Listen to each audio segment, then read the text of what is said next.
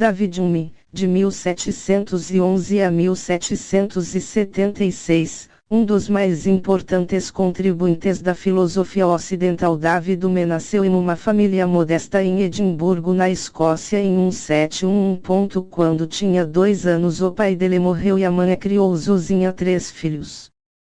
Aos 12 anos, Hume foi enviado à Universidade de Edimburgo, onde desenvolveu paixão pelos clássicos e passou os 3 anos seguintes estudando para tentar criar seu sistema filosófico.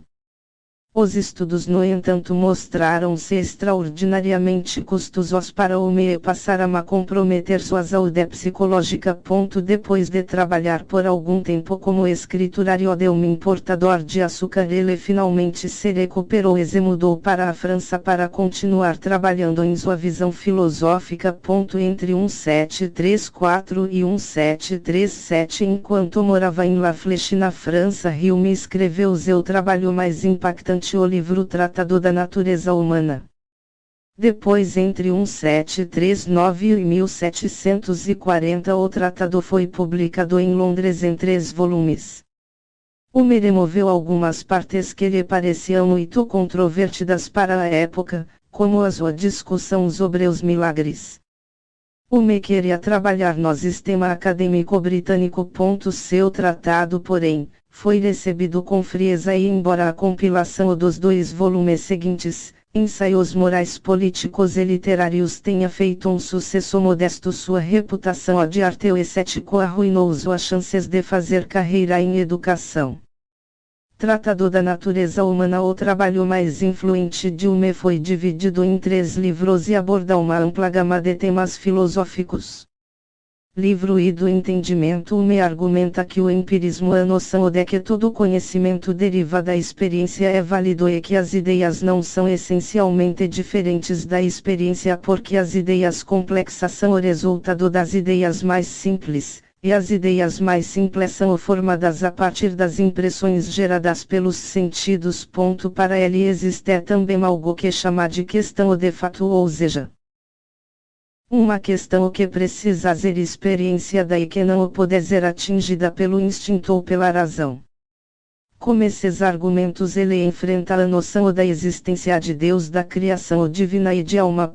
Segundo Hume, como as pessoas não podem experienciar ou ter uma impressão de Deus, da criação divina e da alma, então, não há razão verdadeira para acreditar na existência deles. Nesse seu primeiro livro, Hume apresenta 3 instrumentos de inquirição filosófica: o microscópio, a lâmina e a bifurcação. Microscópio. Para entender uma ideia, a pessoa precisa antes dividi-la nas ideias mais simples que a compõem. Lâmina. Se um termo não pode ser separado em ideias mais simples, então o termo não tem significado. Hume utiliza a noção de lâmina para desvalorizar ideias como a metafísica e a religião. Bifurcação. Esse princípio separa a verdade em 2 tipos.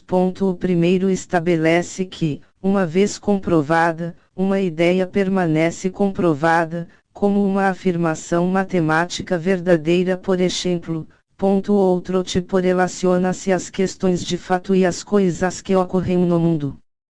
Livro I das Paixões. No segundo livro, Hume aborda o que denomina de paixões, sentimentos como amor, ódio, pesar, alegria, entre outros. Ele classifica as paixões da mesma forma com que faz com as ideias e as impressões. Primeiro, faz uma distinção entre as impressões originais que são recebidas dos sentidos e as impressões secundárias que derivam das impressões originais. As impressões originais são internas e geradas por fontes físicas. Surgem na forma de dores e prazeres físicos e são novas para nós porque se originam em fontes físicas. De acordo com Hume, as paixões encontram-se no mundo das impressões secundárias. Hume faz então a distinção entre as paixões diretas, como pesar, medo, desejo, alegria e aversão, e as paixões indiretas, como amor, ódio, orgulho e humildade. Ele afirma que a moralidade não se baseia na razão porque as decisões morais afetam as ações enquanto as decisões tomadas pela razão não. As crenças de um indivíduo no que se refere à causa e ao efeito são relacionadas à conexão entre os objetos que aquela pessoa experiencia as ações de um. Indivíduos são afetados somente quando os objetos são o desejo interesse e eles só interessam para a pessoa se tiverem a capacidade de causar dor ou prazer. Dessa forma me argumenta o prazer e a dor são o que motiva as pessoas a criar paixões.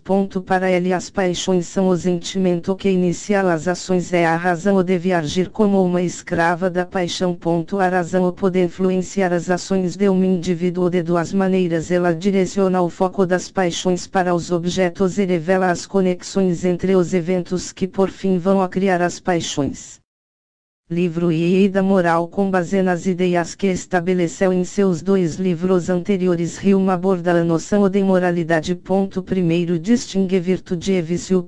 Hume afirma que essas distinções morais são impressões não ideias. Enquanto a impressão da virtude é prazerosa, a impressão do vício é dolorosa.